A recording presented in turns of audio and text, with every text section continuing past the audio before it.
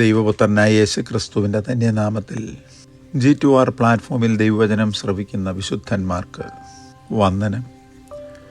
അല്പസമയം കൂടെ ദൈവവചനത്തിൻ്റെ നിർമ്മലമായ സത്യം കലർപ്പില്ലാതെ നിങ്ങളെ ഞങ്ങൾ അറിയിച്ച സുവിശേഷത്തിന് വിപരീതമായി ഞങ്ങളാകട്ടെ, സ്വർഗത്തിൽ നിന്ന് ദൂതനാകട്ടെ വന്ന വേറെ ഒരു സുവിശേഷം അറിയിച്ചാൽ അവൻ ശപിക്കപ്പെട്ടവനാകുന്നു എന്ന് പൗലോസ്ലീഹ ഗലാത്യരോട് പറഞ്ഞ അതേ വചനത്തിൽ വിശ്വസിച്ചും അടിയുറച്ച് നിന്നും കൊണ്ടുമാണ് ഞങ്ങൾ ദൈവവചനം ശ്രവിക്കുകയും ശുശ്രൂഷിക്കുകയും ചെയ്യുന്നത്. രാജകീയ പുരോഹിതവർഗം എന്ന് വിശുദ്ധ പത്രോസ് എഴുതിയിരിക്കുന്ന ആ അടിസ്ഥാന വാക്യം, പത്രോസ് എഴുതിയ 1-ാം ലേഖനം 2-ാമത്തെ 9-ാമത്തെ വാക്യം, അതിൽ നിന്നാണ് എക്സ്ട്രാക്റ്റ് ചെയ്ത് ഈ ദൈവവചന ശുശ്രൂഷ പരമ്പര തുടർന്നുകൊണ്ടിരിക്കുന്നത്. കള്ളപ്രവാചകന്മാർ എഴുന്നള്ളി വരുമെന്നും അവരുടെ പ്രവൃത്തികൾ എന്തായിരിക്കുമെന്നും അതിൻ്റെ ലക്ഷ്യങ്ങൾ എന്തൊക്കെയാകുന്നുവെന്നും ദൈവപുത്രനും തൻ്റെ ശിഷ്യന്മാരും മുൻപുകൂട്ടി അരുളി ചെയ്തിരിക്കുന്നു. അത് ദൈവസഭയ്ക്കും എക്കാലത്തുമുള്ള ദൈവവിശ്വാസികൾക്കും ഒരു മുന്നറിയിപ്പാണ്. It's A warning. അവരെങ്ങനെ ഇരിക്കും, എന്തിനാണ് അവർ വരുന്നത്, അവരുടെ ലക്ഷ്യം എന്താണ്, ദൈവപുത്രൻ അരുളി ചെയ്ത് തന്നെ നമുക്ക് അടിസ്ഥാനമായി ശ്രവിക്കാം. അവർ ആടുകളുടെ വേഷം ധരിക്കും. മത്തായി എഴുതിയ സുവിശേഷം 7-ാമത്തെ അധ്യായം 15-ാമത്തെ വാക്യം. അവർ കർത്താവേ കർത്താവേ എന്ന് പറയും. ഇരിക്കുമ്പോഴും എഴുന്നേൽക്കുമ്പോഴും വരുമ്പോഴും കണ്ടാലും കേട്ടാലും ഒക്കെ പ്രൈസ്തലോട് പ്രൈസ്തലോട് കർത്താവേ കർത്താവേ എന്ന് തന്നെ പറയും. 7-ാം അധ്യായം 21-ാമത്തെ വാക്യം. അവർ പ്രവചിക്കും. കാണുന്ന ജനത്തെ വിശ്വസിപ്പിക്കേണ്ടതിന് സ്വയമായി തങ്ങളുടെ ഹൃദയത്തിൽ തോന്നുന്ന ഏത് കാര്യത്തും കർത്താവിൻ്റെ നാമത്തിൽ പറയും. 7-ാം അധ്യായം 22-ാമത്തെ വാക്യം. അവർ മന്ത്രവാദത്താൽ കൺകെട്ടുവേലകൾ ഉപയോഗിച്ച് പിശാചുക്കളെ തുരത്തും. അതും കർത്താവിൻ്റെ നാമത്തിൽ. 7-ാം അധ്യായം 22-ാമത്തെ വാക്യം. പ്രത്യക്ഷ ദൃശ്യ അതിനുള്ള ഒരു തെളിവാണ് മുല്ലക്കര എന്ന് പറയുന്ന ഒരു മനുഷ്യൻ കേരളത്തിൽ ചെയ്തുകൊണ്ടിരുന്നത്. അവരെന്ത് ചെയ്യും? പ്രവചിക്കുകയും ഭൂതങ്ങളെ പുറത്താക്കുകയും കർത്താവേ കർത്താവേ എന്ന് ആവർത്തിച്ച് ജൽപ്പനം ചെയ്യുക മാത്രമല്ല, കർത്താവിൻ്റെ നാമത്തിൽ വളരെ വീര്യപ്രവൃത്തികളും ചെയ്യും. 7-ാം അധ്യായം 22-ാമത്തെ വാക്യം. അവർ വചനങ്ങളെ കേട്ടനുസരിക്കാതെ, ദൈവവചനത്തിൻ്റെ അടിസ്ഥാനത്തിൽ ഉള്ള പണി നടത്താതെ മണലിന്മേൽ വീട് പണിയും. 7-ാം അധ്യായം 24 മുതൽ 27 വരെയുള്ള വാക്യങ്ങൾ. അവർ ഇടുക്കുവാതിലിൽ കൂടി അകത്ത് കടക്കാതെ, ഞാൻ തന്നെ വഴിയും സത്യവും ജീവനും ആകുന്നു, എന്നിൽ കൂടെ അല്ലാതെ ആരും പിതാവിൻ്റെ രാജ്യത്തിൽ കടക്കുന്നില്ല എന്ന് യോഹന്നാൻ 14:6 പറഞ്ഞതുപോലെ അവർ ഇടുക്കുവാതിലിൽ കൂടി അകത്ത് കടക്കാതെ വീതിയുള്ള സുഗമമായ സ്വതന്ത്രചിത്തരായി നടക്കുന്ന വഴികൾ ഉപദേശിക്കുകയും അവർ അതിൽ കൂടി നടന്ന് വിശാലവും വീതിയുള്ളതുമായ വഴിയിൽ കൂടെ നടക്കുവാൻ ജനങ്ങൾക്ക് മോഹന സുന്ദര വാഗ്ദാനങ്ങൾ കൊടുക്കുകയും ആ വാഗ്ദാനങ്ങൾ കേട്ട് പിന്നാലെ വരുന്ന അണികളെ ആ വിശാലമായ വഴികളിൽ കൂടി കടക്കുകയും ചെയ്യുമാറാക്കും. മത്തായി എഴുതിയ സുവിശേഷം 7-ാമത്തെ അധ്യായം 13-14 വാക്യങ്ങൾ. ഇത് കർത്താവായ യേശുക്രിസ്തു പ്രസംഗിക്കുകയും പഠിപ്പിക്കുകയും പ്രബോധിപ്പിക്കുകയും ചെയ്ത വചനങ്ങളെ നേരിട്ട് കേട്ട് പരിശുദ്ധാത്മാവിനാൽ തൻ്റെ 12 ശിഷ്യന്മാരിൽ ഒരുവനായിരുന്ന മത്തായി എഴുതിയ സുവിശേഷങ്ങളാണ് കേട്ടത്. അടുത്തത് മർക്കോസിൻ്റെ ആത്മീയ പുത്രനും സന്തത സഹചാരിയും ആയിരുന്ന പത്രോസിൻ്റെ ശിഷ്യൻ മർക്കോസ് എഴുതിയ ദൈവവചനം ശ്രദ്ധിക്കുക. കള്ളപ്രവാചകന്മാർ പലരും വന്ന് അനേകരെ തെറ്റിക്കും. അത് പ്രവചന രൂപേണ മത്തായി 24:11 എഴുതിയിട്ടുണ്ട്. അവരെന്ത് ചെയ്യും? കഴിയുമെങ്കിൽ വൃതന്മാരെയും തെറ്റിപ്പാനായി വലിയ അടയാളങ്ങളും അത്ഭുതങ്ങളും കാണിക്കും. 24-ാം അധ്യായം മത്തായി സുവിശേഷം 24-ാമത്തെ വാക്യം. എന്ന് പറഞ്ഞാൽ വിശ്വാസത്തിൽ വന്ന് സ്ഥിരമായി ദൈവവചനം അനുസരിച്ചുള്ള അടിസ്ഥാന സഭകളിലും വിശ്വാസത്തിലും നിൽക്കുന്നവർ പോലും തെറ്റിപ്പോകത്തക്ക വിധത്തിൽ അഭൂതപൂർവമായ അത്ഭുതങ്ങളും അടയാളങ്ങളും തെറ്റിച്ച് ഇതാണ് ശരി എന്ന് പറഞ്ഞ് അവരെയും തെറ്റിക്കും. അതിനുള്ള തെളിവുകൾ ഈ സമകാലിക ലോകത്തിൽ നമ്മളുടെ ചുറ്റുപാടും പലരുടെ ജീവിതത്തിൽ കൂടെ വെളിപ്പെട്ടിട്ടുണ്ടല്ലോ. കള്ളക്രിസ്തുക്കളും കള്ളപ്രവാചകന്മാരും എഴുന്നേറ്റ് കഴിയുമെങ്കിൽ വൃതന്മാരെയും തെറ്റിപ്പാനായി അത്ഭുതങ്ങളും അടയാളങ്ങളും കാണിക്കും. മർക്കോസ് പത്രോസിൽ നിന്നും കേട്ട ദൈവത്തിൻ്റെ വചനം തൻ്റെ സുവിശേഷം 13-ാമത്തെയും 22-ാമത്തെ വാക്യത്തിൽ എഴുതിയിരിക്കുകയാണ്. ലൂക്കോസ് അതിനെക്കുറിച്ച്, ലൂക്കോസ് പൗലോസിൻ്റെ ശിഷ്യനായിരുന്നുവല്ലോ. കള്ളപ്രവാചകന്മാർ വന്ന് നിങ്ങളെ പുകഴ്ത്തും. നമ്മളെയൊക്കെ പലതും പറഞ്ഞിട്ട് വാനോളം നമ്മളെ പുകഴ്ത്തും. ലൂക്കോസ് എഴുതിയ സുവിശേഷം 6:2 മുതലുള്ള വാക്യങ്ങൾ. ഉദാഹരണം കാണുക. കള്ളപ്രവാചകനായിരുന്ന ബർ യേശു, അവൻ ദൈവത്തിൻ്റെ യഥാർത്ഥ അപ്പസ്തലന്മാരോട് എതിർക്കുകയും ദൈവവിശ്വാസികളുടെ വിശ്വാസത്തെ തടുത്തു കളയുകയും ചെയ്തു.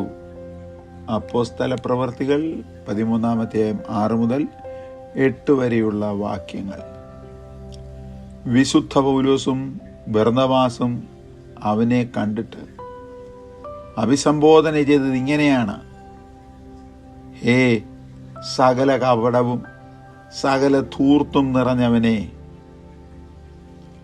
സർവനീതിയുടെയും ശത്രുവേ, കർത്താവിൻ്റെ നേർവഴികളെ മറിച്ചു കളയുന്നവനെ എന്നത്രേ. അപ്പോസ്തലപ്രവൃത്തി 13:10. അവൻ ചെറിയ മീനല്ല, അവൻ വലിയൊരു മീനാണ്. ആരുടെയും വലയിൽ ഉൾപ്പെടാതെ വണ്ണം സകല കടമ്പകളെയും താണ്ടി ദേശ ഭരണാധിയുടെ കോട്ടയിൽ പറക്കുന്നവനാണ്, കൊട്ടാരത്തിൽ വസിക്കുന്നവൻ.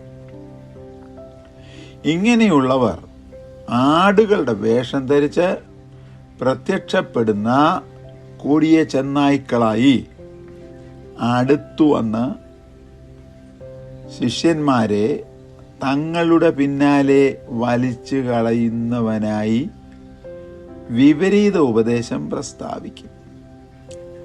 കർത്താവായ യേശുക്രിസ്തു എന്ന ഏകപുരുഷന് നിർമ്മല കന്യകയായി വിവാഹ നിശ്ചയം ചെയ്തിരിക്കുന്ന വിശുദ്ധന്മാരെ ഉപായത്താൽ അവയെയും മാതാവിനെയും പിശാച് വഞ്ചിച്ചതുപോലെ വഞ്ചിച്ചു കളയുന്ന സ്വാർത്ഥ തൽപരരായ കള്ളപ്രവാചകന്മാർ, അവരോടുകൂടെ നടക്കുന്ന വിശ്വാസികൾക്ക് കർത്താവിനേക്കാൾ കൂടുതൽ താല്പര്യം, കർത്താവിൻ്റെ വചനത്തിൽ എഴുതിയിരിക്കുന്ന ഉപദേശത്തെക്കാൾ കൂടുതൽ താല്പര്യം ഈ കള്ളപ്രവാചകന്മാരാണ്. അപ്പോസ്തലനായ പൗലോസ് പ്രവൃത്തിയുടെ പുസ്തകം 20-ാം അധ്യായം 29 മുതൽ 30 വരെയുള്ള വാക്യങ്ങളിൽ പറഞ്ഞ കാര്യം ലൂക്കോസ് എഴുതി വച്ചിരിക്കുകയാണ് പ്രവൃത്തിയുടെ പുസ്തകത്തിൽ. ജനത്തിൻ്റെ ഇടയിൽ കള്ളപ്രവാചകന്മാർ കടന്നു കയറി ദുരുപദേശങ്ങൾ, നാശകരമായ മതഭേദങ്ങൾ എന്നിവ നുഴയിച്ച് തങ്ങളെ വിലയ്ക്ക് വാങ്ങിയ നാഥനെ തള്ളിപ്പറയിക്കുകയും, പത്രോസ് എഴുതിയ 2-ാമത്തെ ലേഖനം 2-ാം അധ്യായം 1-ാമത്തെ വാക്യം, കള്ളപ്രവാചകന്മാരുടെ ലക്ഷണങ്ങളും പ്രവൃത്തികളുമാണ് ഈ പറയുന്നത്. കള്ളപ്രവാചകന്മാർ പലരും ലോകത്തിലേക്ക് പുറപ്പെട്ടു വന്നിരിക്കുന്നു. യേശുക്രിസ്തു ലോകത്തിൽ വന്നുവെന്ന സത്യം വിശ്വസിക്കുവാനാകാത്ത വിധം അവർ ഉപദേശത്തെ പ്രചരിപ്പിക്കും. ഇപ്പോൾ ബാംഗ്ലൂരിലുള്ള ഒരു മലയാളി ശുശ്രൂഷകൻ, പേര് പറയുന്നില്ല, യേശുക്രിസ്തു ക്രൂശിൽ മരിച്ചതുകൊണ്ട് പാപപരിഹാര പ്രവൃത്തി പൂർണ്ണമായില്ല എന്ന് പറയുന്നു. യേശുക്രിസ്തു ലോകത്തിൽ വന്നത് എന്തിനാണ്? പാപികളെ രക്ഷിപ്പാനത്രേ മനുഷ്യപുത്രൻ ലോകത്തിൽ വന്നത്. രക്തം ചിന്തിയിട്ടല്ലാതെ പാപവിമോചനമില്ല എന്ന ദൈവത്തിന്റെ വചനം നിവർത്തിപ്പാനാണ് യേശുക്രിസ്തു ഭൂമിയിൽ അവതരിച്ചത്. രക്തം ചൊരിഞ്ഞിട്ടല്ലാതെ വിമോചനമില്ല എന്ന ദൈവത്തിന്റെ വചനം വിശ്വസിച്ച് അതിൽ അടിയുറച്ചു നിൽക്കുന്ന ദൈവത്തിന്റെ കുഞ്ഞുങ്ങളുടെ സഭയിൽ കടന്നു വന്ന് കള്ളപ്രവാചകൻ ആടിന്റെ വേഷം ധരിച്ചുകൊണ്ട് ഇപ്പം പറയുകയാണ്, യേശുക്രിസ്തുവിന്റെ ക്രൂശ് മരണത്തിൽ കൂടെ പാപപരിഹാര പ്രവൃത്തിയുടെ പൂർണ്ണത വന്നില്ല എന്ന് പോലും. ഇതിൽ കൂടുതൽ ദുരുപദേശത്തിന്റെ ആഴം എവിടെ വെളിപ്പെടേണ്ടിയിരിക്കുന്നു? ശ്രദ്ധിക്കുക, വഞ്ചിക്കപ്പെടാതിരിപ്പാൻ സൂക്ഷിക്കുക. അവർ നമ്മുടെ ദൈവത്തിന്റെ കൃപയെ തങ്ങളുടെ ദുഷ്കാമ പ്രവൃത്തിക്ക് ഹേതുവാക്കി ഏകനാഥനും നമ്മുടെ കർത്താവുമായ യേശു ക്രിസ്തുവിനെ നിഷേധിക്കുന്ന അഭക്തരായ കേവലം മനുഷ്യരത്രേ. യൂദാ തൻ്റെ പുസ്തകത്തിൻ്റെ 3-ാമത്തെ വാക്യത്തിൽ പറയുകയാണ്, ഇവർക്ക് ഉള്ള ഉദാഹരണങ്ങളും യൂദാ വെളിപ്പെടുത്തിയിരിക്കുന്നു. കർത്താവിൻ്റെ ജനനശേഷം കർത്താവിൻ്റെ അമ്മയായ മറിയയിൽ കർത്താവിൻ്റെ ജനനത്തിന് മുൻപ് വിവാഹനിശ്ചയം ചെയ്യപ്പെട്ടിരുന്ന യോസേപ്പിൽ കൂടെ ജനിച്ച 4 ആൺമക്കളും 2 സഹോദരിമാരും അതിലൊരുവനാണ് യൂദാ. പൗരോഹിത്യ സഭയിലെ ഒരു ശുശ്രൂഷൻ യൂദയുടെ ലേഖനത്തെക്കുറിച്ച് പറഞ്ഞ കൂട്ടത്തിൽ ഒരു വാക്യം വായിച്ചിട്ട് പറഞ്ഞു, എത്ര ദ്രോഹിയാണെങ്കിലും യൂദാ നല്ലവനും കൂടെയായിരുന്നു. 30 കാശിന് നമ്മുടെ യജമാനെ ഒറ്റു കൊടുത്തിട്ട്, ഒറ്റയ്ക്ക് കൊടുത്തെന്നല്ല, അതങ്ങനെ ഉപയോഗിക്കരുത്, ഒറ്റു കൊടുത്തിട്ട് കൊല്ലുവാൻ വിധിച്ചു എന്ന് കേട്ട മാത്രയിൽ അവൻ കെട്ടിഞ്ഞാന്ന് ചത്തു. കയറ് പൊട്ടിയോ മരശിഖരം ഒടിഞ്ഞോ താഴെ വീണ് ഉദരം പിളർന്ന് മരിച്ചു. ഏതായാലും അത്രയും സമയത്തിനുള്ളിൽ ഒരു അധ്യായം, ഒരു ലേഖനം എഴുതി വെച്ചിട്ടാണ് മരിച്ചതെന്ന്. നോക്കണേ പട്ടക്കാരൻ്റെ വേദപാണ്ഡിത്യം. എന്നിട്ട് അദ്ദേഹം ഒരു കാര്യം കൂടെ പറഞ്ഞു, അത്രയും വേഗത്തിൽ ഒരധ്യായമേ എഴുതുവാൻ തനിക്ക് കഴിഞ്ഞുള്ളൂ. കുറച്ച് ദിവസങ്ങൾ കൂടെ ജീവിച്ചിരുന്നെങ്കിൽ എത്ര അധ്യായങ്ങൾ എഴുതി ചേർക്കുമായിരുന്നു. ആ യൂദാ അല്ല ഈ യൂദാ. സ്തോത്രം. കേരളക്കരയിൽ ആയിരക്കണക്കിന് ആളുകൾക്ക് പേര് പലതുണ്ടെങ്കിലും ആ യൂദാ എന്ന പേര് ആർക്കും ഇട്ട് ഞാൻ കേട്ടിട്ടില്ല. അത്ര ശപിക്കപ്പെട്ടവനായിരുന്നു. യജമാനനെ 30 വെള്ളിക്കാശിന് ഒറ്റുകൊടുത്ത മഹൽ വ്യക്തി. ഇവിടെ കർത്താവിന്റെ അർത്ഥ സഹോദരനായ യൂദാ തന്റെ പുസ്തകത്തിൽ എഴുതി വെച്ചിരിക്കുന്ന വചനം കേൾക്കുക. ഈ യൂദാ കെട്ടിച്ചാന്ന് ചാകുന്നതിന് മുമ്പൊക്കെ ജനിച്ചതാണ് ഈ യൂദാ. നമ്മുടെ നാട്ടിൽ കുഞ്ഞുങ്ങൾക്ക് ജൂഡാ എന്ന് പേരുണ്ട്, ജൂഡെന്നിടാറില്ല. യൂദാ, യഹൂദ എന്ന പേരിന് ആരാധിക്കുന്നവൻ എന്നാണ് അർത്ഥം. ലേയുടെ 4-ാമത്തെ മകനാണ് യഹൂദ. പോകട്ടെ, അവൻ എഴുതിയിരിക്കുന്നത് ഇങ്ങനെയാണ്, കൂലി കൊതിച്ച് പ്രവചിച്ച ബിലെയാം. താരതമ്യം ചെയ്യുകയാണ്, കൂലി കൊതിച്ച് പ്രവചിച്ച ബിലെയാം. സംഖ്യാപുസ്തകം 16-ാമത്തെ 1 മുതൽ 3 വരെയുള്ള വാക്യങ്ങളാണ് ആധാരമായ പഴയ നിയമവാക്യങ്ങൾ. അടുത്ത് യൂദാ എഴുതുകയാണ്, ഇവർ വ്യവസ്ഥയ്ക്ക് വിപരീതമായി ആരാധന ചെയ്യുന്നവരാണ്. ആരാണ് വ്യവസ്ഥയ്ക്ക് വിപരീതമായി ആരാധന ചെയ്തത്? ഉൽപ്പത്തി പുസ്തകം 4-ാം അധ്യായം 3 മുതൽ 8 വരെയുള്ള വാക്യങ്ങളിൽ കയീൻ, ആദ്യജാതൻ. ഭൂമിയിൽ ജനിച്ച മനുഷ്യനിൽ ജനിച്ച ആദ്യ മനുഷ്യൻ കയീനാണ്. 3-ാമത്തെ ഉദാഹരണം, ഇവർ സ്നേഹസദ്യകളിൽ മറഞ്ഞു കിടക്കുന്ന പാറകളാണ്. വിശപ്പോടുകൂടെ ആർത്തിയോടുകൂടെ എന്തെങ്കിലും ഭക്ഷിച്ച് ബലം പ്രാപിപ്പാനായി വരുന്ന വ്യക്തി ലഭിച്ച ഭക്ഷണം ഒന്നും അറിയാതെ വാരി തിന്നുമ്പോൾ ഒരു പാറയായി കിടക്കുന്നു.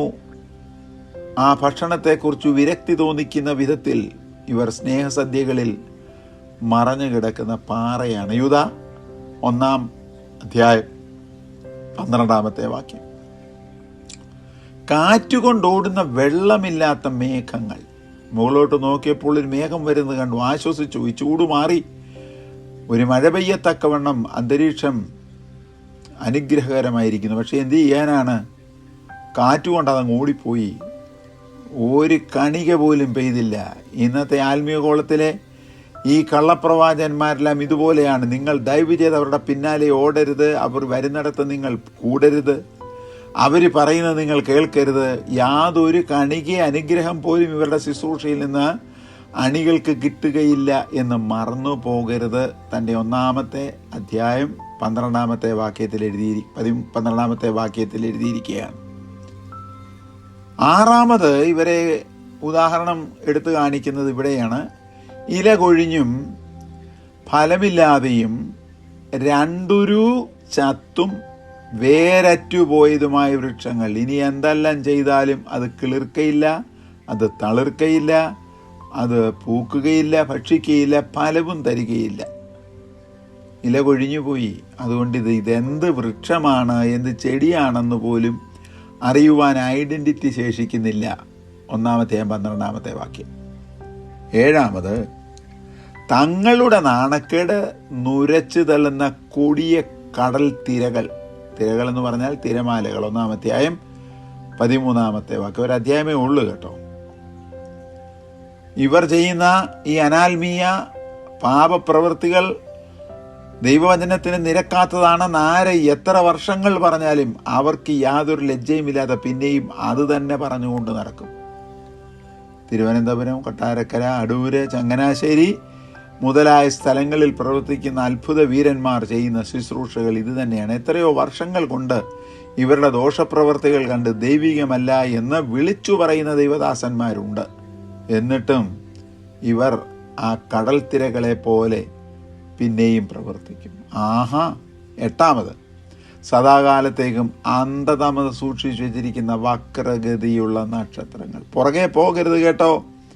ലക്ഷ്യസ്ഥാനത്ത് നിങ്ങളെ ചതിച്ചു വഞ്ചിച്ച് അരുതാത്ത സ്ഥലത്തിൽ നിങ്ങളെ കൊണ്ടുചെന്നെത്തിക്കും. 1-ാം അധ്യായം 13-ാമത്തെ വാക്യം. ഇവരെ കുറിച്ച് നമ്മുടെ രക്ഷിതാവായ യേശു ക്രിസ്തുവിന്റെ അർത്ഥ സഹോദരനായിരുന്ന യൂദ മർക്കോസിന്റെ സുവിശേഷം 6-ാം അധ്യായം 3-ാമത്തെയും മത്തായി സുവിശേഷം 13-ാം അധ്യായം 55-ാമത്തെ വാക്യത്തെയും വായിച്ചാൽ യൂദയും കർത്താവും തമ്മിലുള്ള ബന്ധം മനസ്സിലാക്കുവാൻ കഴിയും. ഈ കള്ളപ്രവാചകന്മാരെ കുറിച്ച് ആ യൂദ വിലയിരുത്തിയിരിക്കുന്ന സത്യങ്ങളാണ് നാം ഇതുവരെ കേട്ടത്.